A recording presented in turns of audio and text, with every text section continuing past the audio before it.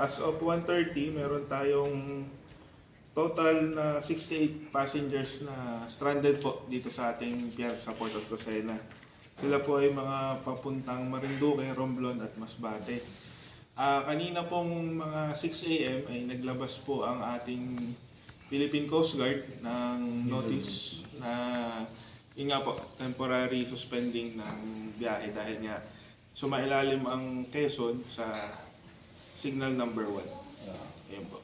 Yung usual na notice na binibigay ng Coast Guard na kahit signal number 1, lahat po talaga ay bawal nang bumiyahe. Pagka rin po medyo malakas ang ating alon, nag-ano rin po sila. Tinatansya nila kung kakayanin ba para manatiling safe po ang ating mga pasahero. Kumusta naman po yung mga na-stranded natin dyan? Nasa mabuti po ba silang kalagayan? Sila po ngayon ay nasa loob ng ating terminal. Yes. Nabanggit ko nga po na 68 lang sila dyan, kaya maluwag po sila. Kanina nga po, namigay po ang probinsya ng Quezon sa pangunguna ni Governor Dr. Helen Tan ng pananghalian nila. At nakakain naman po silang lahat, tsaka may mga tubig at nakaantabay naman po ang ating mga kapulisan, terminal, sakaling may mangyaring sakuna o ano man po. Sa ngayon po ay kung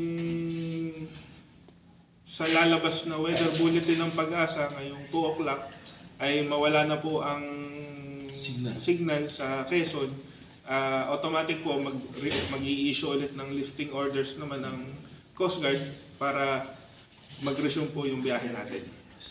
Yun nga po, bagamat nga tayo ay medyo maalwa na ngayon, hindi ganun kalakas ang ating naramdaman dito sa Lucena, ay dapat po manatili pa rin tayong nakaantabay sa mga balita.